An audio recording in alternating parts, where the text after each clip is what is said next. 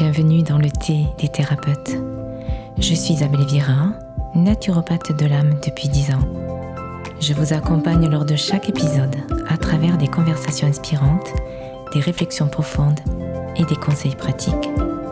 Tout comme le thé qui infuse lentement, ce podcast vous offre le temps de vous immerger dans des discussions riches d'enseignements. Je partage aussi mes propres secrets de thérapeute. Chaque épisode est une invitation à explorer les profondeurs de votre corps, de votre âme et de vos émotions. Alors, bienvenue dans une nouvelle infusion d'inspiration. Aujourd'hui, préparez-vous à une immersion au cœur de la transformation personnelle avec un thérapeute hors norme, Angelo Follet. Angelo est psychothérapeute humaniste, artiste et auteur de renom. Angelo redéfinit les limites de la guérison intérieure. Dans cette conversation, nous plongerons dans l'univers de son expertise, explorant les méandres des peurs qui entravent l'amour et découvrant comment il guide les individus vers une existence créative et libératrice. Alors, installez-vous confortablement pour un moment hors du temps avec Angelo. Bonjour Angelo, tu vas bien? Ça va? Bonjour Isabelle. Bonjour Angelo. Voilà, donc du coup, je suis très heureuse de te recevoir dans ce podcast et voilà, on va parcourir un petit peu ton univers et on va découvrir qui tu es et qu'est-ce que tu transmets aujourd'hui au monde. Voilà, à travers à travers ton univers, à travers de qui tu es. Alors, est-ce que tu peux nous parler un peu de ton parcours professionnel et personnel et comment tu es surtout arrivé à intégrer toutes ces approches dans ta pratique? Parce que c'est vrai que tu œuvres sur plein de plans, mais aujourd'hui, si tu peux nous raconter brièvement le début de ton parcours, d'abord personnel, et après on enchaînera peut-être sur le professionnel. J'aime. C'est drôle parce que cette question, d'un coup, elle me met dans une sorte d'impasse parce que j'ai souvent du mal à dissocier les deux, Ah, d'accord. pro et perso, parce que finalement, je me rends compte justement que, en tout cas dans ma pratique, moins l'individu se sent fragmenté à travers ces différents domaines d'activité et Ah plus il y a oui, quelque chose un petit peu fluide, un peu plus fluide. Donc moi, c'est un peu cette fluidité-là qui m'a un peu guidé. Donc à la fois, c'était personnel parce que j'ai une histoire de famille où il y a de l'immigration, voilà, où il y a de l'artistique, où il y a comment dire, un mélange de cultures, oui, euh, voilà, qui fait que bah, j'ai été amené à la fois à baigner dans toutes les pratiques un peu artistiques, scéniques, et donc que ce soit la danse, le théâtre, l'opéra, la musique, tout ce qui nécessite une scène oui, finalement. Euh, et en même temps,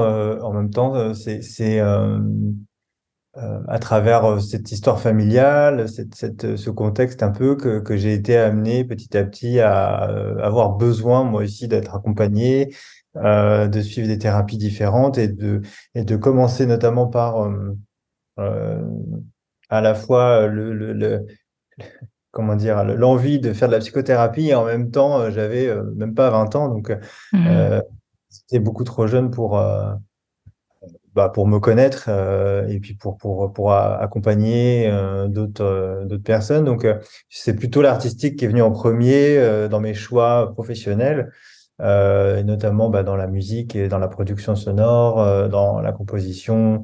Euh, et donc, je suis devenu réalisateur artistique assez tôt grâce notamment à des artistes qui m'ont fait confiance et qui font que j'ai pu aussi exprimer ma créativité à travers leur propre art. oui, Voilà, j'ai eu pas mal de reconnaissance à ce niveau-là et ça a été très soutenant et très valorisant et très glorifiant, j'ai envie de oui, dire.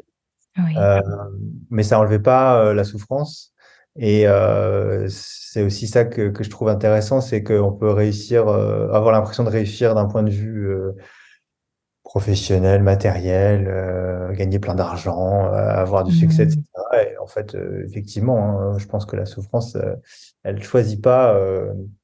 uniquement les gens qui galèrent, elle choisit, voilà, c'est tout le monde de la vie. Et donc, Oui, moi, j'avais besoin d'être accompagné quasiment en même temps, c'est-à-dire au moment où ça fonctionnait le mieux pour moi dans la musique, j'ai eu besoin de vraiment être accompagné. Et j'ai été suivi beaucoup dans un premier temps pour ces histoires de famille et, euh, et pour je dirais, des symptômes assez somatiques. Et donc le corps a été beaucoup le véhicule à travers lequel j'ai commencé par comprendre un peu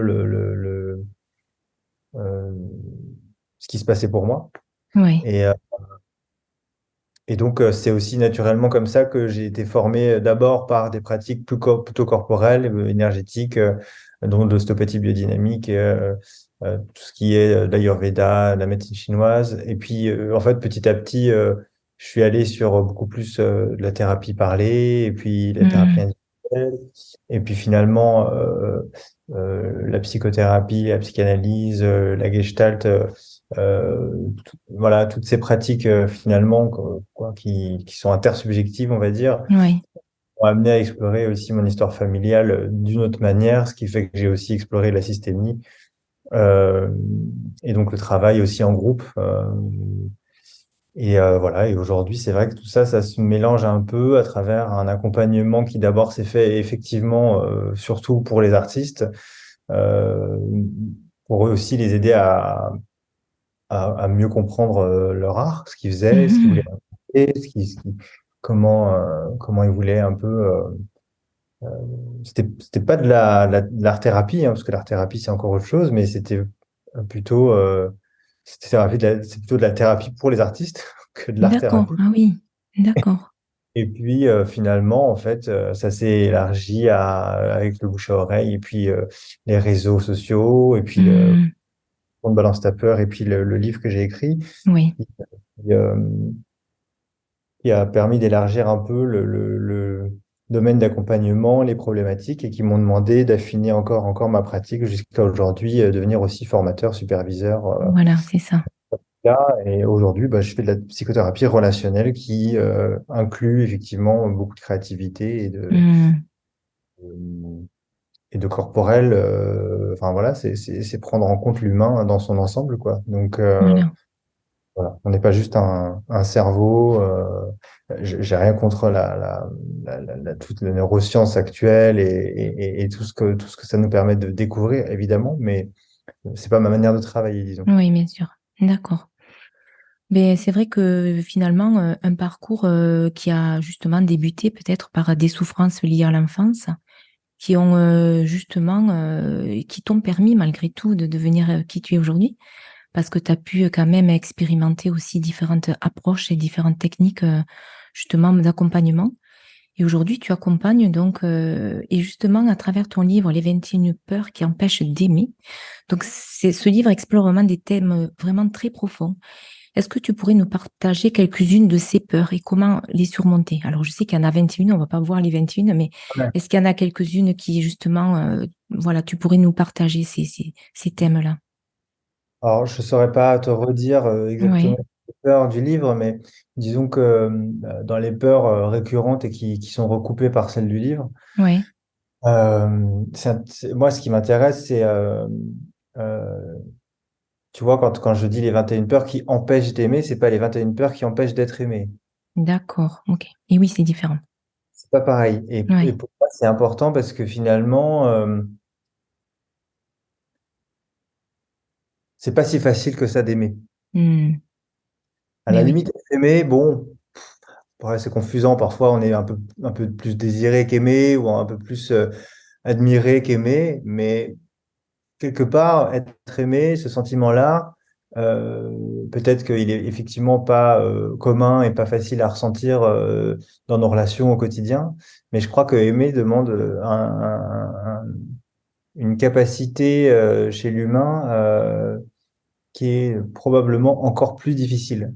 mais Et oui. c'est pour ça que c'était les 21 peurs qui empêchent d'aimer, parce que ce sont des peurs qui nous coupent de l'autre, Hmm, nous mettent finalement dans dans une posture relationnelle dans laquelle on peut avoir, par exemple, pour parler des peurs, peur d'être jugé, peur d'en faire trop ou peur de pas être Mhm. assez. Euh, on peut avoir peur de pas être parfait, on peut avoir peur de, comment dire, de pas être à la hauteur, Oui. on peut avoir peur d'être abandonné, d'être Mhm. rejeté, d'être humilié. Euh, et en fait, moi, ce qui m'importait dans ces 21 peurs, c'était de nommer des peurs qui étaient vraiment liées à la relation. C'est pour ça qu'il D'accord. y a le verbe d'aimer et d'être empêché. Empêcher, ça donnait cette espèce de notion de finalement d'aller vers l'autre, de mouvement. Et Mhm. dans mon élan spontané d'aller vers l'autre, il y a quelque chose qui fait que dans Mhm. la relation, dans ma manière de me sentir, je me sens empêché, ou en tout cas, il y a quelque chose qui fait que je ne peux pas totalement aller au bout de mon geste d'amour, quoi, quelque Oui. part. Et, Oui. euh, et en fait, de manière générale, si tu veux, par rapport aux peurs, euh, les peurs sont souvent, moi, ce que j'ai constaté, en tout cas par rapport aux peurs que j'ai identifiées, c'est que ce sont souvent des peurs qui sont, euh, comment je pourrais dire ça, dont la fonction est de nous protéger de l'émotion.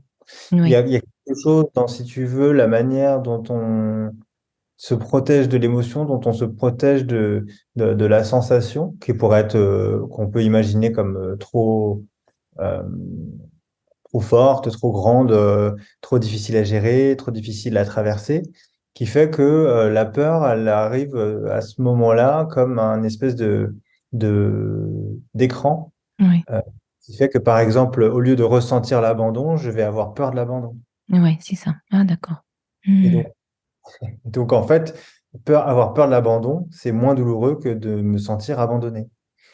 Avoir peur d'être jugé, c'est moins douloureux que de me sentir jugé. Mhm. Avoir peur d'être humilié, c'est moins douloureux que de me sentir humilié, etc., etc. Donc, en fait, ce que j'ai pu observer, c'est que euh, si la peur était si présente dans nos relations et qu'elle était présente chez la plupart des êtres humains, c'est au-delà, si tu veux, du sentiment de survie nécessaire.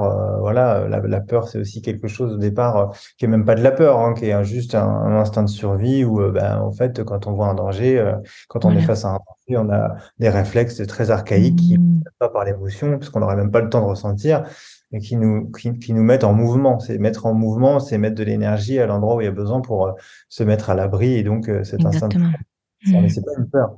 Les peurs, elles sont relationnelles, elles sont existentielles, elles s'inscrivent dans quelque chose de beaucoup plus complexe, euh, et notamment pour nous éviter de ressentir. Alors souvent, c'est parce qu'il y a eu un traumatisme ou s'il y a eu un Oui. vécu, fait qu'on a eu évidemment le sentiment d'abandon, le sentiment de séparation, le sentiment de rejet, etc., qui fait que même si on s'en rappelle pas, notre euh, moyen de défense premier, ça va être de plutôt le redouter et donc d'en avoir peur. Et d'en avoir peur, euh, a priori, ça nous permettrait de nous éviter de vivre des situations dans lesquelles on va se sentir justement abandonné, trahi, rejeté, jugé, etc. Mais au final, ce qui est intéressant dans les peurs, c'est que ce sont souvent à travers ces peurs-là que nous allons reconfigurer des situations dans lesquelles on va revivre le trauma. Oui. D'accord. Et donc, c'est pour ça que je travaille beaucoup dessus, parce que c'est à la fois extrêmement euh, essentiel de ressentir cette peur, et en même temps, à la fois essentiel de voir comment finalement, à partir de cette peur, on remet en place des schèmes relationnels et des dynamiques voilà, relationnelles avec l'autre, euh, qui vont potentiellement remettre en scène et reconfigurer euh, quelque chose qui va, euh, comment dire, réactiver la blessure ou réactiver le traumatisme. Mhm. Le traumatisme. D'accord. Moi, je vais couper mes mails parce que j'ai le Ah, truc à chaque fois. C'est moi. Hop là, c'est bon. Bon. Et sinon, est-ce que tu peux nous partager des stratégies ou des pratiques personnelles, personnelles, puissantes surtout, qui peuvent être utilisées pour surmonter justement ces peurs? Est-ce que tu as quelques pratiques puissantes à nous partager? Les pratiques puissantes, je suis pas sûr. Tu sais, moi, je fais de la psychothérapie, donc c'est souvent un travail qui est sur du long cours, qui est à base d'une séance par semaine ou toutes les 2 semaines, D'accord. parfois 2, 3, 4, 5 ans. Je suis assez pour, alors non pas que ça dure longtemps, mais en tout cas que ça suive le rythme nécessaire et le rythme, comment dire, naturel, j'ai envie de dire naturel, de chaque personne pour que tout ça se délie. Parce qu'en fait, euh, moi, personnellement, je ne crois pas au déblocage spontané en une pratique avec un ou une. D'accord. Oui, oui, oui, je comprends. J'y crois pas dans le sens où c'est pas que j'ai pas pu ressentir moi, par exemple, des effets avec des pratiques. Alors soit ça peut être, soit c'est pratiques, je sais pas moi, des séances de coaching hyper, comment dire, comment je pourrais dire ça, très confrontantes, ou alors des séances d'ostéopathie ou Oui, d'énergétique. Où vraiment d'acupuncture, oui. j'ai ressentir des choses très puissantes et très spectaculaires. Euh, Hmm. moi, je fais de la constellation Oui, familiale, oui. donc on peut Hmm. dire qu'il y a des gens qui ressortent d'une journée, ils se disent waouh, c'était spectaculaire et puissant, mais c'est pas tant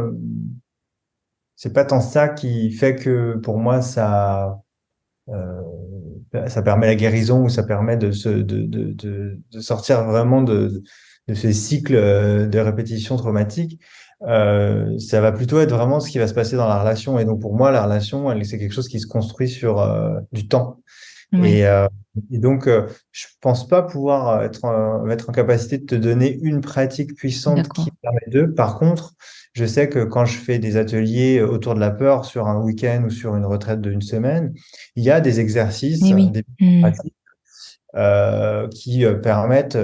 Alors, à nouveau, ce sont des exercices qui permettent de, par exemple, traverser certaines peurs, mais je dirais que ce qui fait que la personne euh, comment dire, a pu traverser cette peur-là, c'est pas juste l'exercice, c'est le contexte, c'est le fait que de voir les autres Oui, l'effet de traverser groupe. leur peur, c'est l'effet de groupe, c'est par Hmm. exemple si on est en retraite, là où je fais dans la Drôme par exemple, c'est aussi le contexte, tu vois, du lieu. Et oui, Euh, c'est tout ça qui prend soin et je pense que ce serait réducteur pour n'importe quel thérapeute, n'importe quel accompagnant de dire que c'est telle pratique qui aide. Je pense qu'il y a tellement de choses dans un contexte soignant qui fait que ça aide, dont, bah, je sais pas moi, le contexte actuel. Tu vois, si par exemple tu prends le contexte actuel, il y a des choses qui peuvent être anxiogènes en et termes oui. de Ah oui. politique, en termes de violence, en termes tu vois, de conflit. Euh, Si on prend le contexte du Covid, bah, tu vois, forcément, faut le prendre en compte. Et donc, Oui, oui. je pense que isoler une pratique de son contexte et de tout ce qui fait qu'un être humain, il se nourrit de son environnement, que ce soit de la nourriture purement, voilà, purement et simplement, ou que ce soit de la nourriture affective auprès de, je sais pas, sa conjointe ou son enfant qui lui sourit, ou au contraire, il sort d'une dispute avec un parent, ou alors il y a un parent qui est en fin de vie, ou tout ça, en fait, ça, c'est à prendre en compte dans l'accompagnement. Hmm. Et ce serait, je pense vraiment, je dirais pas illusoire parce que je dis pas que ça n'aide pas, et je pense vraiment qu'il y a des thérapies et des pratiques pour qui, enfin, qui sont très adaptées à certaines personnes. Euh, pour qu'elle puisse traverser des choses extrêmement douloureuses et que sans ça, effectivement, ça n'aurait pas été possible. Je pense notamment, par exemple, je pense qu'on peut en parler dans ce podcast, mais à Oui. la prise de psychotropes ou de choses comme ça qui parfois font que bah voilà, tu fais une soirée d'ayahuasca ou de San Pedro ou de psilocybine, ou en Suisse on fait ça très très souvent avec la kétamine ou du LSD. Et ben il se passe quelque chose qui effectivement est puissant, spectaculaire, unique et qui fait qu'il y a un avant-après. Et Hmm. ça, j'arrive tout à fait à le concevoir. Mais je dirais que ce serait réducteur de dire que ce n'est que dû à Oui, je comprends. donc, moi, je pourrais te donner des exemples très simples, si tu veux, où quelque chose qu'on fait très rarement, c'est déjà de dire nos peurs. C'est-à-dire que moi, je vois mon gamin qui a 2 ans, euh, quand il a peur, il arrive à me le dire. Mais je me dis, Mm, il y a tellement peu de gens qui finalement arrivent à se dire entre eux, ah bah là, j'ai peur de ça. Là, je vois beaucoup mm. par exemple, de couples qui sont en conflit, ou tu vois, de relations comme ça, où en fait, c'est beaucoup de la peur. Oui, J'ai c'est peur que sûr. tu me juges si je me mets à faire du pole dance. J'ai peur que tu m'abandonnes si je te dis que j'ai envie de voyager seul pendant une semaine parce que j'ai besoin de me retrouver et d'explorer le monde sans toi. Enfin, c'est tout bête, tu vois, c'est pas très spectaculaire. Mm, Finalement, moi, je me rends compte qu'il y a, c'est pas si accessible que ça de pouvoir communiquer ses peurs, de pouvoir le dire à l'autre, que l'autre l'accepte, que l'autre nous dise aussi ses peurs. Et donc, du coup, bah, par exemple, il y a un exercice très simple qu'on fait en groupe, quasiment au tout début de session, d'atelier, c'est ça, c'est simplement déjà, d'où le compte Balance ta peur qu'il y a sur oui, c'est Insta, ça. qui était un peu avait cette vocation-là, tu vois. Mm, Et après, derrière, bah, il y a des exercices, des mises en pratique qui peuvent impliquer un peu plus le corps. Il y a un exercice qu'on fait, par exemple, quand il y a beaucoup d'espace pour pouvoir oui. marcher et courir. C'est mais c'est très connu comme exercice. C'est un exercice où on a les yeux bandés. Il y en a un qui a les yeux bandés et l'autre qui doit nous guider à la voix. Ah Et du coup, oui, faire mais confiance. par contre, tu dois courir, tu vois, tu Oui. dois. Et donc, c'est des choses un peu, si tu veux, qui, quand le corps est impliqué, et je pense pour le coup que dans n'importe quelle pratique, c'est aussi parce qu'on inclut le corps que ça devient soignant. Et oui. Parce que c'est pour ça d'ailleurs hein, que de juste écouter un podcast ou de juste lire un livre, parfois, bah, ça suffit pas. On a beau avoir compris tout ce qui se passe, c'est pas forcément aidant parce que le corps n'est pas impliqué et que surtout il n'est pas impliqué dans une relation. Mm, Du coup, bah, effectivement, un exercice qui implique le corps dans une relation, qui est par exemple de courir les yeux fermés ou les yeux bandés, à juste être guidé à la voix de l'autre, bah, ça, c'est assez confrontant et ça permet de voir comment je me crée, comment je crée du lien avec l'autre, de voir mm, je fais confiance ou pas, ou au contraire, est-ce que j'ai plutôt tendance à être un peu maso et à y aller la tête en avant sans prendre de précautions. Voilà, et donc pendant une semaine ou pendant un week-end, en général, il y a plein d'exercices comme ça qui permettent d'explorer des peurs à plein d'endroits différents, quoi. mm. Je vous offre un cadeau, une méditation, un véritable soin vibratoire qui s'intitule Voyage au cœur de l'être. Vous pouvez le recevoir en le téléchargeant, en cliquant sur le lien en dessous de ce podcast. Et concernant les peurs transgénérationnelles, alors tu parlais de l'importance de réapproprier son histoire transgénérationnelle. Comment les peurs peuvent-elles être transmises de génération en génération? Et comment on peut les transcender? Déjà, je précise un truc, c'est que transgénérationnel, techniquement, c'est forcément au-delà de la quatrième génération. C'est-à-dire que c'est à Hmm, partir des arrière-grands-parents. d'accord. Pourquoi? Parce qu'en fait, quand c'est entre les enfants et les parents ou les parents et les grands-parents, Oui. en général, vu que tout le monde est encore vivant jusqu'à cette échelle-là, on dit que c'est plutôt intergénérationnel. Donc, ça veut dire que c'est entre vivants qu'on se transmet les choses. Hmm, Alors que d'accord. transgénérationnel, c'est forcément avec des personnes qu'on n'a pas connues, donc qui Hmm, sont mortes la plupart du temps. oui.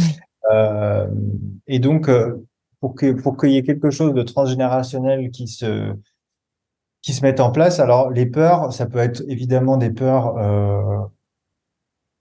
comment dire, des peurs qui sont liées à l'éducation. Et donc là, du coup, ça va être quelque chose qui va être effectivement de l'ordre de l'éducation, c'est-à-dire, je sais pas, si par exemple, mon arrière-grand-mère a dit à ma grand-mère qu'il fallait avoir peur des hommes parce qu'ils pouvaient être violents ou parce qu'il Hmm, fallait absolument pas dépendre d'un homme et être absolument autonome. Ben ça c'est quelque chose qui est un discours et qui est de l'ordre de l'éducation, donc oui. une valeur et du coup qui va pouvoir être qui a été dite à haute voix, transmise à haute voix et qui va pouvoir par exemple être retransmise de la grand-mère à la mère, qui va Voilà. sa fille en lui disant ma fille, attention, Hmm. les hommes, etc. Ou c'est important que tu sois autonome, indépendante, que tu gagnes ta vie, voilà, que tu dépendes pas d'un homme, etc. Et puis, bah, si cette femme a une fille, peut-être qu'elle lui dira la même chose. Et oui, Et voilà. là, c'est quelque chose qui est plutôt de l'ordre de la transmission consciente, donc une forme d'éducation et de transmission de valeurs, qui fait que a priori, il n'y a pas trop de la peur est là, le stress est là parce que bah, en fait, on a quand même généré un mythe familial, c'est-à-dire un récit autour d'un vécu de la part d'un membre de la famille qui fait que, a priori, on va prendre ce récit comme une vérité. Et donc, en fait, on va faire de cette histoire-là l'histoire de la famille, l'histoire de... Hmm. Alors que, en fait, ça n'aurait été que le point de vue et la Et représentation de voilà, la c'est personne. ça. Oui. Et est-ce que tu penses qu'on peut les transcender, justement, ces peurs transgénérationnelles? Ah bah oui, sinon je ferais pas mon métier. Voilà, justement, non, je voulais que tu en parles, justement. Après, ça, c'est pas quelque chose qui se. Là, je parle vraiment d'éducation. Par contre, Oui. là où on travaille, nous, c'est au niveau de l'inconscient. C'est-à-dire que, Hmm. point de vue, alors moi, je fais de l'analyse transgénérationnelle, donc c'est quand même fondamentalement psychanalytique, euh, mais transgénérationnel. Et donc, du coup, ça veut dire que on va partir du principe qu'on va travailler avec l'inconscient, qui est de l'inconscient familial, l'inconscient transgénérationnel. Et à ce moment-là, ce qui se transmet de génération en génération, c'est la plupart du temps du non-dit. Donc du Hmm. secret de famille qui peut faire symptôme justement de génération en génération. Si tu veux, à une génération, tu vas avoir quelque chose, un événement traumatique qui ne pourra absolument pas être euh, comment dire, pensé par la personne, le membre de la famille. Oui. Euh, et du coup, comme elle pourra pas le penser, bah, il va y avoir quelque chose qui va se transmettre en creux, c'est-à-dire indirectement à la génération d'après. La Mhm. génération d'après, potentiellement, elle va pouvoir juste y accéder, mais de manière, euh, comment je dirais, de manière décalée, de manière détournée. Donc, elle va pas pouvoir accéder, cette personne-là, à l'événement traumatique direct, mais d'une manière peut-être symbolique, d'une manière décalée, d'une Hmm. manière automatique, ou peut-être avec des rêves récurrents, ou des choses comme ça. Et dans ces cas-là, elle va pouvoir peut-être éventuellement pouvoir se l'imaginer, pouvoir se le représenter.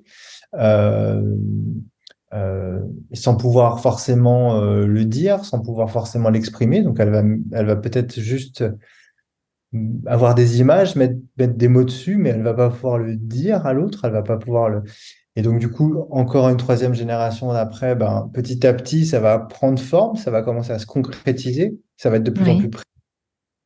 Et donc, du coup, de l'impensable, on passe à l'innommable, et de l'innommable, on passe à l'indicible. Et l'indicible, Hmm. c'est quelque chose qu'on va pouvoir penser, qu'on va pouvoir s'imaginer, mais qu'on va pouvoir dire.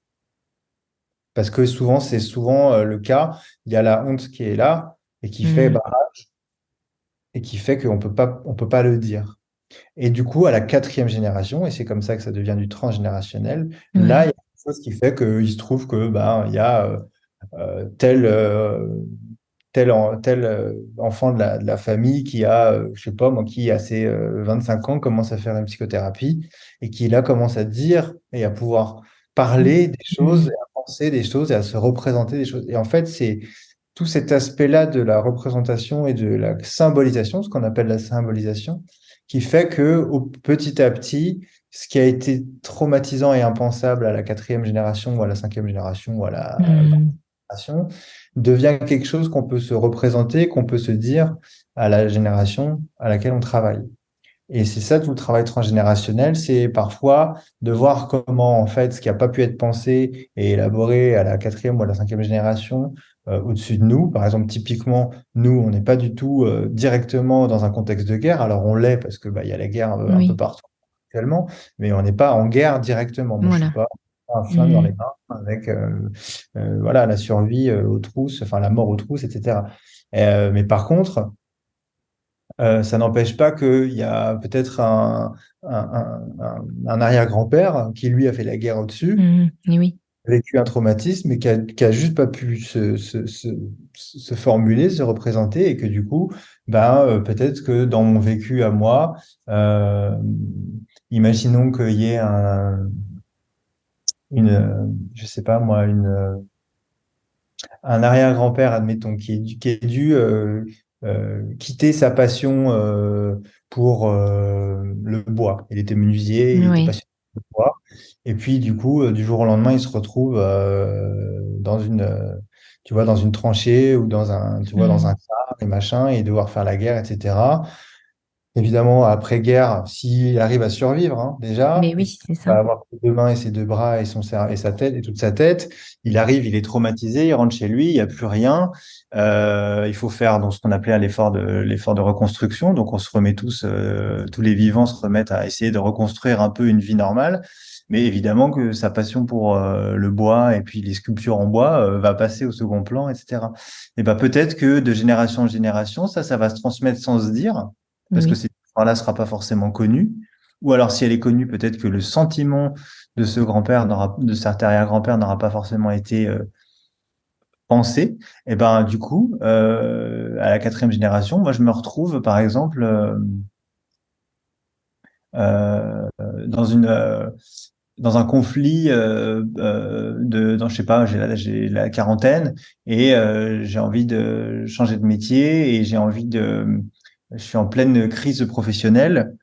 Et en fait, je suis pris par l'envie de suivre ma passion et en même temps la peur finalement qu'on me mm. l'enlève, que ça marche pas.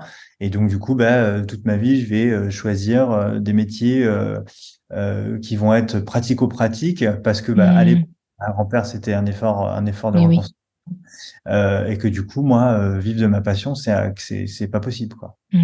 D'accord. Ça, Et en oui. fait, qu'on travaille, tu vois, c'est parce que Mm. il y a quelque chose qui se manifeste et qui insiste pour s'exprimer à la génération à laquelle on travaille, quoi. D'accord. Et tu as évoqué aussi la créativité comme un acte de guérison. Ouais. Alors, pour toi, en quoi l'expression créative peut-elle être un antidote aux peurs, justement? Et est-ce que Ouais, tu as des exemples concrets de cette transformation par la création? pour moi, l'exemple le plus concret, c'est comment on fait au cours d'une thérapie, par exemple, quelle qu'elle soit. Alors, Oui. ça dure un petit peu quand même, hein, parce que c'est vrai que 3 séances, ça suffit pas forcément, mais ça peut être aidant quand même. Euh, Par exemple, la créativité, c'est vraiment l'endroit où on va pouvoir créer du sens. Créer Mm. du sens dans un vécu, par exemple, euh, notamment le vécu transgénérationnel, mais pas forcément, pas uniquement où il y a quelque chose qui s'est passé et où jusqu'à présent ça ne faisait pas sens. Tout le travail de la thérapie, ça va être de créer peut-être de créer ou de recréer à partir de souvenirs une autre histoire. Et donc en fait, on passe notre temps à quelque part à utiliser notre corps dans l'ici et maintenant, à utiliser nos émotions, nos sensations dans l'ici et maintenant, en nous appuyant sur la relation à l'autre. Alors parfois c'est un thérapeute, parfois c'est un amoureux, une amoureuse, parfois c'est un enfant, parfois c'est un employé, parfois c'est un patron, parfois c'est des amis. Euh, on passe notre temps finalement à écrire ou à réécrire l'histoire. Et donc, du coup, pour moi, la créativité, elle est vraiment à l'endroit, à notre capacité euh, de mettre du neuf, d'avoir un regard neuf sur les choses. Donc sur nous-mêmes, sur notre histoire, sur l'autre. Quand on fait une thérapie de couple, par exemple, ce qui est salvateur, c'est que la perception que chaque partenaire a de l'autre, tu Oui. vois, est cette espèce de fraîcheur là, tu vois, à un moment donné. C'est ça qu'on cherche à obtenir. C'est tiens, comment, comment on fait tous les deux là pour que moi je, je cesse là, peut-être même juste l'espace de la séance ou l'espace d'un instant, te percevoir comme j'ai l'habitude de te percevoir et que j'ose te regarder, tiens, d'une nouvelle manière, Mm. différemment. Mm. Et ça, on se rend compte, en fait, que cette créativité-là, c'est-à-dire, bah tiens, en fait, si j'ai envie de regarder la chose de cette manière-là, bah, je la vois de cette manière-là. Si j'ai envie de la regarder de cette manière-là, bah, je la vois de cette manière-là. Ça, on se rend compte qu'au niveau relationnel, ça a énormément d'influence sur l'autre. Ce Bien qui est sûr. thérapeutique, c'est aussi comment le thérapeute va nous regarder. C'est-à-dire que, en fait, si je passe mon temps, moi, et c'est pour ça que j'ai plutôt une thérapie relationnelle qu'une thérapie basée sur les symptômes, par exemple, ou sur un diagnostic, c'est parce que je considère que ma manière de percevoir mon client ou mon patient, si on veut l'appeler comme ça, euh, va influencer la manière dont il va être avec moi aussi, quoi. Mm. Oui. Si je passe mon temps à voir une victime en face de moi, c'est pas la même chose que si j'essaie de l'apercevoir, tiens, avec un angle peut-être un peu plus créatif. Alors tiens, parce que j'avais pas perçu que cette personne pouvait être aussi créative ou qu'elle pouvait, je sais pas moi, quelqu'un que je perçois souvent en séance comme quelqu'un qui arrive un peu fatigué, un peu dans un état un peu dépressif, tu vois. Et Oui. ben, d'un coup, si je me mets à observer vraiment précisément et peut-être à réussir à observer des moments où justement elle va avoir un regain d'énergie, ça, je vais pouvoir les nommer, je vais pouvoir dire, ah bah tiens, c'est intéressant parce que là, d'habitude, je vous vois comme ça. Et là, je ne sais pas ce qui s'est passé. J'ai l'impression que vous êtes redressé, que vous parlez plus fort, que vous avez les yeux plus ouverts, que vous parlez avec vos mains. À partir de quoi, finalement, vous avez retrouvé de l'énergie? Ah bah oui, c'est parce Mm. qu'on s'est mis à parler de ça. En fait, ça me rappelle ça. La personne ne s'en rend pas compte sur le moment parce que ça passe très vite. Mm. Et c'est là notre travail à nous de dire, attendez, on va revenir à cet endroit-là. Avec quoi vous étiez en contact qui vous a redonné de l'énergie? Et Ouais, parfois, super. tu vois, c'est juste un Ouais. moment, c'est juste un instant comme ça. Et si moi, je ne m'autorise pas à la regarder d'une autre manière que je la vois comme d'habitude, même si elle regagne de l'énergie, peut-être que je le percevrai pas. Ouais, c'est sûr. Mm. Il faut qu'on soit aussi très ouvert. Et donc, du coup, la créativité, pour moi, elle est des deux côtés. C'est ouvert ouvert au champ des possibles, en fait. Tu vois, ouvert Mm. à la nouveauté, ouvert à la fraîcheur, quoi. Ouvert. Mm. Tiens, mais qu'est-ce qui pourrait se présenter, qui pourrait me surprendre un peu là? Et c'est souvent d'ailleurs comme ça que finalement on se rend compte que Alors je parle beaucoup des couples parce que c'est souvent dans les couples que ça se met le plus facilement, mais qu'on peut tomber aussi parfois dans une routine ou tu vois, dans quelque chose d'assez anxiogène au Ouais. quotidien. Mm. C'est sûr. D'accord. Et c'est vrai que tu parlais aussi d'écologie collective et créativité individuelle. Alors, je ne sais pas en quoi consiste en fait cette synergie entre l'existence individuelle et créative et l'influence de l'écologie collective. Euh, pour toi, c'est quoi en fait cette écologie collective et la créativité individuelle? Est-ce il y a une synergie entre Oui, les deux? alors l'écologie pour moi, elle est à l'endroit où justement, c'est marrant, je relisais un article que j'avais pas fini de lire tout à l'heure. Et alors, il parlait pas directement de ça, mais en fait, l'écologie, enfin, ce qui est écologique pour moi au niveau relationnel, c'est quand je n'agis pas comme si j'étais seul. Hmm. C'est-à-dire que, tu vois, dans tout ce qui va être un peu les tendances actuelles je dirais avec un grand mot de développement personnel, la réussite personnelle, individuelle, le développement de soi, la réalisation de soi, Hmm. enfin, tout le truc narcissique dégueulasse là. Ouais, Et ben, en fait, c'est jamais en prenant en compte l'autre. ouais, c'est vrai. Hmm. Tu vois? Et donc, ça veut dire qu'en fait, on glorifie, alors, est glorifié, je dis pas on parce que je ne sais pas vraiment de qui je parle, mais est glorifié actuellement cette espèce de réussite personnelle, de bonheur personnel, de réalisation d'épanouissement personnel, sans jamais prendre en compte l'autre, sans jamais euh, mesurer l'impact que ça peut avoir sur l'autre. Et donc, du coup, pour moi, ce qui est écologique, évidemment, bah, c'est comme l'écologie avec la nature, c'est-à-dire que, Mhm. ben, oui, j'aime, je sais pas moi, j'aime l'eau en bouteille. Je veux Ouais. dire, ça répond. Eh ben, est-ce que j'aime l'eau en bouteille jusqu'au point où je vais générer énormément de plastique et, je sais pas moi, devoir finalement faire que les ressources qui vont être utilisées pour mettre mon eau que j'adore dans une bouteille en plastique et ensuite recycler la bouteille en plastique, ça va pas finalement avoir un impact sur l'eau que je vais boire Hmm. à la fin, quoi. Hmm. Hmm. D'ailleurs, est-ce qu'il en restera à la fin?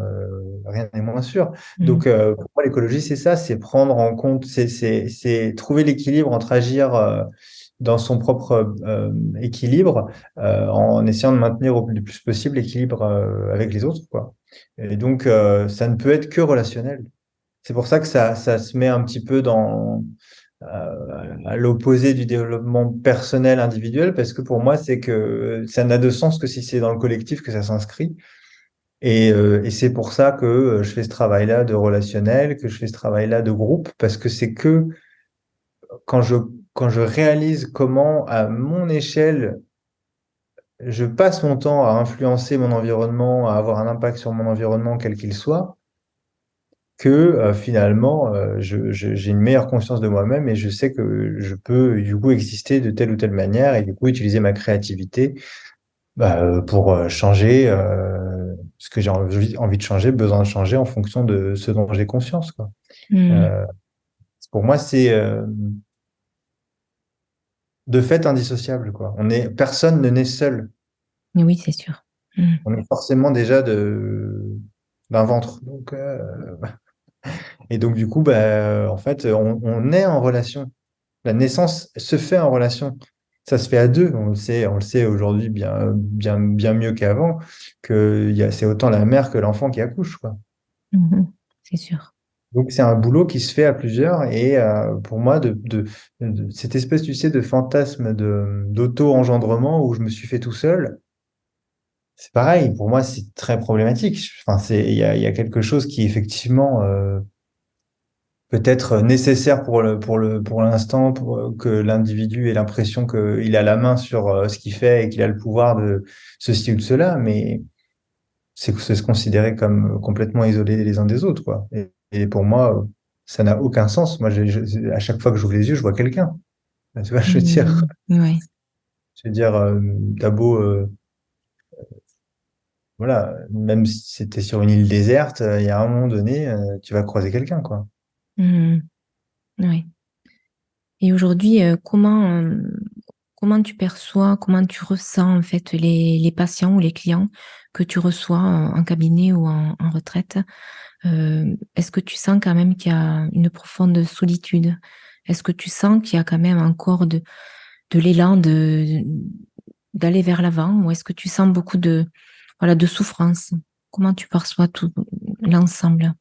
Ouais, je te rejoins vraiment là-dessus, c'est que moi, j'ai vraiment l'impression déjà que quand la personne elle vient en thérapie, Oui, c'est déjà pour être un peu moins isolé. c'est ça. Tu vois? C'est même la base, je crois, actuellement de la thérapie, Mm, que la personne qui vient consulter se sente déjà un peu moins seule. Donc, c'est dire à quel point, malgré les réseaux sociaux et malgré le monde qu'il y a, exactement. je suis à Paris, donc forcément, il y a du monde, mais je veux dire, il n'y a jamais eu autant de sentiments d'isolement et de solitude, C'est vrai. autant de monde et de connexion et de communication. Donc, il y a un vrai problème à ce niveau-là, je trouve. Moi, j'ai la chance d'être assez vieux pour avoir connu le monde sans les réseaux sociaux et sans les smartphones, Ouais, même si je fais pas mon âge. Et du coup, j'ai le doux souvenir et du coup, le repère qu'il n'y a pas que ça, en fait. Que, en fait, moi, je reçois beaucoup de gens qui me disent, mais comment c'était avant? Je dis, ben, on ouais, faisait c'est pas vrai. On ça. faisait ça. On faisait autrement et peut-être qu'on À la faisait maison, différemment. sur le téléphone fixe, ou alors quand on a Mm, un rendez-vous quelque part, on se donnait rendez-vous et puis on allait au rendez-vous et puis on c'est ça. attendait C'est vrai. et on se faisait confiance, quoi. Tu vois? Mm, Donc il y a l'isolement, mais il y a aussi quand même qui joue dans l'isolement, j'ai l'impression quand même une grande difficulté à faire confiance, à mm, compter les uns sur les autres. Euh, Moi, j'ai jamais reçu autant de demandes de confirmation de rendez-vous que ces dernières années. ah oui. Moi, par exemple, si je te dis oui à un rendez-vous, Ouais, même si c'est tu dans viens. 6 mois, je le mets dans mon agenda. Mm, Voilà, à moins que je t'ai fait une erreur et que je l'ai pas mis dans mon agenda, hein, mais bon, bah voilà, c'est là, quoi. mm, Aujourd'hui, des fois, pour justement des podcasts ou même des rendez-vous, d'autres rendez-vous, je reçois deux, trois emails de est-ce que c'est toujours bon pour demain? Est-ce que c'est. Bah oui, pourquoi j'aurais changé d'avis? Enfin, je veux dire oui, je dis oui. oui. Je crois qu'il y a, ouais, ça manque ça, la confiance. C'est vrai. Et puis tout va très vite aujourd'hui. C'est vrai qu'il y a tellement d'informations qui sont diffusées. En quelques secondes, on emmagasine tellement d'informations, d'images, de sons, voilà, c'est vrai que aujourd'hui, se retrouver juste dans la paix, enfin, je veux dire, dans la solitude, mais d'un instant, de se retrouver peut-être une journée déconnectée. Ben, beaucoup de personnes, aujourd'hui, moi, je vois en pharmacie, je suis naturopathe en pharmacie aussi, à mi-temps, et je reçois énormément de personnes qui, juste entrent dans la pharmacie, les jours où j'y suis, parce que elles savent que je les écoute, et me disaient, ah, juste de vous avoir parlé, ça m'a fait énormément de bien, parce que aujourd'hui, j'ai parlé juste à mon chien. J'avais envie de partager ce que je vous ai transmis. Et c'est là où je ressens cette souffrance, cette solitude, cette peur d'être seule, malgré tout ce qui, ben, tous ces réseaux, tout ce qui se vit. Mais je pense que de plus en plus de personnes aujourd'hui sentent quand même que malgré tout, aujourd'hui, on a besoin ben, justement d'être en relation, mais pas juste une relation virtuelle sur un écran. C'est aussi ben, se retrouver autour d'une table, discuter autour d'un thé, pourquoi pas. Et c'est aussi de pouvoir aussi voilà, échanger et partager aussi nos visions, notre univers, pour nous permettre aussi de se sentir vivant, parce que aujourd'hui, c'est vrai que chacun est calfeutré chez eux, chez soi, et on n'a plus ce contact avec l'autre. Et c'est vrai que c'est là où je me rends compte, quand je reçois ces personnes où il y a une souffrance, je sens la détresse, et surtout les personnes âgées qui se retrouvent seules et qui me disent, ben, moi, justement, les fêtes là qui approchent, pour moi, ça m'angoisse. Parce que ça me rappelle le temps où ils étaient petits et qui venaient me voir souvent. Et là, je me retrouve seule. Et je sais qu'ils viendront, mais ils vont pas rester longtemps. Et se sentir aussi impuissant face aux cadeaux que je vais offrir. Parce que mon grand garçon, il a 20 ans, il a tout ce qu'il veut, mais là, même la télé dans la chambre. Et moi, avec ma petite retraite, qu'est-ce que je vais pouvoir lui offrir? Et c'est d'entendre tous ces discours qui, moi, me touchent au quotidien parce que je me dis, on a tellement à offrir juste par la présence, par les mots, par l'écoute. Et ça se perd, c'est dommage parce que je pense que on aurait plus de contact avec les sens, ben juste écouter, ressentir, voir, découvrir, déceler entre les mots, déceler aussi dans les gestes, la sensation de la personne, comment elle va aujourd'hui ou qu'est-ce qu'elle veut nous dire mais qu'elle n'ose pas.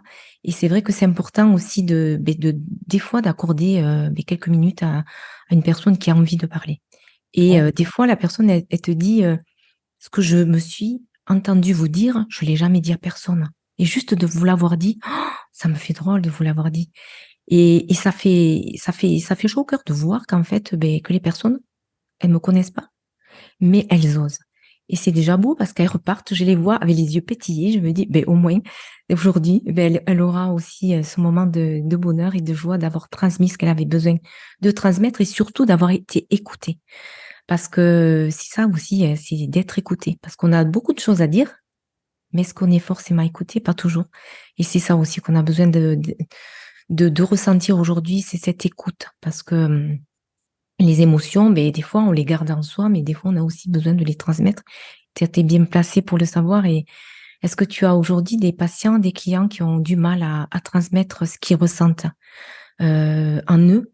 Est-ce que tu es obligé souvent de presque de leur tirer les verres du nez ou est-ce qu'ils y arrivent naturellement? Parce que tu es un thérapeute et que tu es là pour ça aussi, les écouter. Ouais, je dirais que j'ai la chance d'avoir ce rôle-là de psychothérapeute qui fait que les gens, spontanément, ils viennent de toute façon ils Oui, savent a priori qu'ils vont devoir à un moment donné parler. c'est ça. Oui, Euh, euh, euh, Souvent, le travail qu'il y a à faire, c'est justement de leur faire comprendre et leur faire sentir que c'est pas parler pour parler. ouais, c'est ça exactement. Mhm. Et que parfois, en fait, parler, ça nous évite d'être présent. Et donc, parfois, il m'arrive de juste proposer qu'on soit là comme ça et qu'on respire ensemble, qu'on soit présent, voilà, quitte à ce qu'il y ait un peu de silence. Mhm. Sentir un peu ce qui se passe dans le corps. C'est pas forcément une méditation parce que tout de suite tu vois, Oui, on va essayer d'étiqueter ça, mais en fait, pour moi, la présence, c'est juste, et ça rejoint un petit peu ce qu'on disait sur la prise de rendez-vous dont on parlait tout à l'heure, le planning et oui. tout. Mhm.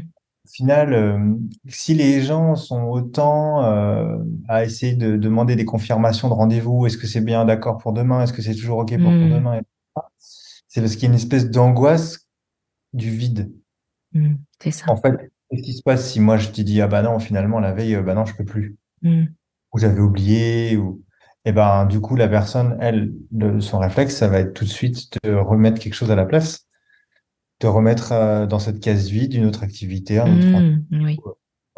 Et donc, pour moi, ça, c'est aussi quelque chose qui fait que euh, les gens ont de plus en plus de mal à être présents, parce que la présence, ça nécessite parfois ce qu'on peut aujourd'hui appeler de l'ennui, mais au final, c'est quand même un bien grand mot, l'ennui. Moi, je trouve que des fois, tu es là, il n'y a rien besoin de faire, forcément faire quelque Exactement. chose. Ah oui.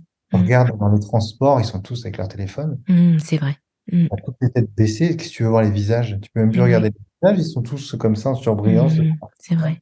Mm, Très peu de gens lisent, ou il y en a encore quelques-uns, et puis après, ben, sinon, le reste, c'est le téléphone, l'ordinateur, les mm, tablettes. c'est vrai. Donc, donc pour moi, en fait, euh, cette présence, elle permet effectivement, pour répondre à ta question, permet de créer un espace dans lequel les personnes, elles vont pouvoir euh, se dire plutôt que parler, quoi. Mm, Parce que parler, c'est très, il y en a qui le font très bien, et des fois, moi, j'ai l'impression qu'ils parlent tout seuls. Je leur dis des fois, j'ai l'impression que ça fait un quart d'heure que vous parlez toute seule. Ah bon, comment ça? Je dis, bah, je sais pas, j'ai l'impression que déjà, vous pourriez raconter ça à n'importe qui, et puis en plus, je suis pas trop sûr de savoir ce qui m'est vraiment adressé, ouais, là-dedans. Et d'un coup, je me remets la relation. D'un coup, je me fais mm. exister dans la relation, et je lui dis, tiens, au fait, je suis là. T'avais peut-être pas vu, mais en fait, je suis là. Ah Et oui. bon, d'un coup, Oui. là, ça crée quelque chose qui fait que on va pouvoir rentrer dans la thérapie, quoi, à peu près. Et oui, oui, je comprends. Voilà. Ben écoute, en tout cas, est-ce que tu as envie, Angelo, de rajouter quelque chose ou de donner un conseil ou juste une phrase, enfin, ce qui te semble Non, moi, je juste? voulais te demander pourquoi tu faisais ce que tu faisais là, toi. Le Pourquoi tu fais ça? podcast? Ben, le podcast, c'est parce qu'en fait, voilà, moi, je suis donc naturopathe en pharmacie depuis 10 ans et je rencontre beaucoup de personnes, mais aujourd'hui, j'ai envie aussi de rencontrer des thérapeutes pour pouvoir partager nos univers et transmettre aux auditeurs pour que ces personnes-là, peut-être, peuvent aussi découvrir de nouvelles idées, de nouveaux champs des possibles, peut-être à explorer. Parce que des fois, on se cantonne juste à telle thérapie, telle thérapie, telle thérapie, mais on ne sait pas qu'il en existe des milliers. Et peut-être d'écouter un mot d'un podcast, une phrase, juste ressentir une vibration, peut-être va pouvoir peut-être déclencher l'envie d'aller mieux ou l'envie de mettre des choses en place. Et faire ces podcasts, pour moi, c'est juste diffuser des informations et avec le cœur et juste aussi de partager des moments de thérapeute parce que des thérapeutes, en fait, on est tous, moi je dis, on est tous des thérapeutes en soi, puisque on a tous la capacité ben justement, de se reprendre en main, mais des fois, on a besoin d'être accompagné. Et c'est aussi peut-être aussi stimuler cette capacité intérieure qu'on a tous en soi d'être des thérapeutes en soi. Donc voilà, c'est vraiment c'est un rêve de petite fille. Moi, je rêvais de faire le tour du monde pour interviewer des guérisseurs dans le monde. Alors, j'ai pas pu le Voilà. faire dans le monde. Je me cantonne juste en France, c'est déjà pas mal. Et là, je peux pas les rencontrer réellement, mais au moins, je peux juste les interviewer et justement créer ce lien pour pouvoir après peut-être diffuser ces petites clés d'inspiration de chaque thérapeute à travers leur univers. Et voilà, donc du coup, aujourd'hui, c'était vraiment un podcast sur les peurs, sur ton univers, sur ton monde aussi, et puis aussi ton monde artistique. Donc, c'est vrai que la dernière question, moi, que je rêvais de te poser, parce que j'ai lu ça dernièrement et ça m'a impressionnée. Je ne savais pas du tout quand j'ai pris rendez-vous avec toi. Juste la dernière question. J'ai su que tu as été et tu as participé à un projet avec Grand Corps Malade, c'est bien ça? Et voilà, c'est ça. Et du coup, j'ai été impressionnée parce que je trouve que tu as un univers tellement multiple et ça montre bien que l'être humain a la possibilité, ben, d'être Pas juste un, mais il peut être plein, en fait. Et donc, Ouais. du coup, est-ce que ça a été un passage dans ta vie ou est-ce que tu es encore dans ce mouvement dans le monde artistique? Et j'ai fait 10 bonnes années de réalisation artistique, dont effectivement 2 albums avec Fabien, donc Encore Malade, et puis j'ai fait la BO de ses films aussi, ces 2 Oui, films. Euh, et du coup, ça a été vraiment une des plus belles rencontres. j'imagine. Ah, Déjà parce qu'il est très talentueux et oui. que c'est vraiment quelqu'un qui est drôle, qui est gentil, quoi. C'est un vrai gentil. Oui, Ça a été un peu comme un grand frère à une époque, voilà, à un moment donné dans ma vie. Euh, et puis voilà, sa confiance fait que du coup, j'ai aussi été contacté par d'autres artistes et ça a donné lieu à plein de belles rencontres. Donc, oui, donc ouais, c'était une grosse période de ma vie, mais c'est vrai qu'aujourd'hui, la thérapie prend, plus de je place. mets beaucoup d'énergie et de temps à accompagner. Je continue de faire de la réalisation artistique, mais pour des projets vraiment, comment dire, je prends pas autant de temps qu'avant. Hmm, Je travaille actuellement avec un jeune artiste qui va sortir son album l'année prochaine et on fait pas mal de morceaux ensemble là. Entre autres, il a bossé avec d'autres gens, mais du coup, c'est vraiment hmm. quelque chose qui me tient à cœur et au final, on passe quasiment autant de temps à parler comme ça, tu Oui, vois, à expliquer son univers, à aller voir un peu ce qu'il ressent, etc., que finalement à faire de la musique. Et hmm, ça a toujours été ma manière de composer, c'est-à-dire vraiment d'aller à la rencontre, quoi. Tu vois, hmm. Oui, je suis pas juste un mec qui met des notes et qui met de la musique. J'essaie vraiment de comprendre qu'est-ce que veut raconter cette personne et pourquoi hmm. et Super. comment. Et du coup, en fait, moi, j'ai plus l'impression de faire la BO du film de quelqu'un, tu vois, que Hmm. donner un peu un décor, quoi, si tu veux. Donc voilà, et donc c'est vrai que j'ai eu beaucoup d'expériences riches et avec des artistes qui ont quand même bien marché et qui ont voilà qui ont quand même comme on le disait un impact Mais dans oui, le monde ou en tout mais c'est cas ça. en France Hmm. qui est C'est beau, hein? important. Je suis Oui. assez Tu as su créer un équilibre dans ta vie, finalement, l'artistique et le content. côté thérapeutique. C'est beau. C'est vrai que ça amène En un fait, équilibre. tu vois, avant, il y Oui. avait beaucoup plus de musique et je commençais un peu la thérapie et finalement, là, c'est inversé, mais au final, c'est toujours, l'équilibre est toujours, Hmm. Il est toujours là pour toi. Hmm. voilà, c'est juste pas le même. Oui, c'est ça. Oui.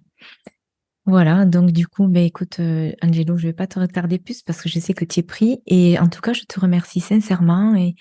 Et vraiment, c'est vraiment riche puisque tu as transmis quand même beaucoup d'informations au sujet des peurs aussi à travers ton univers. Et en tout cas, je te remercie sincèrement d'avoir accepté de vivre ce moment avec moi dans le thé des thérapeutes. Et je vous dis donc merci d'avoir écouté ce podcast. J'espère que ce moment avec Angelo vous aura inspiré. Et surtout, n'oubliez pas de rester curieux, d'explorer le monde qui vous entoure et de continuer à apprendre. La vie est un voyage et chaque nouvelle connaissance est une étape vers la compréhension et l'épanouissement. Merci de nous avoir accompagnés et à bientôt pour de nouvelles découvertes. À très vite. Au revoir Angelo. À Ah, bientôt. il y a bientôt. Je vous offre un cadeau, une méditation, un véritable soin vibratoire qui s'intitule Voyage au cœur de l'être. Vous pouvez le recevoir en le téléchargeant en cliquant sur le lien en dessous de ce podcast.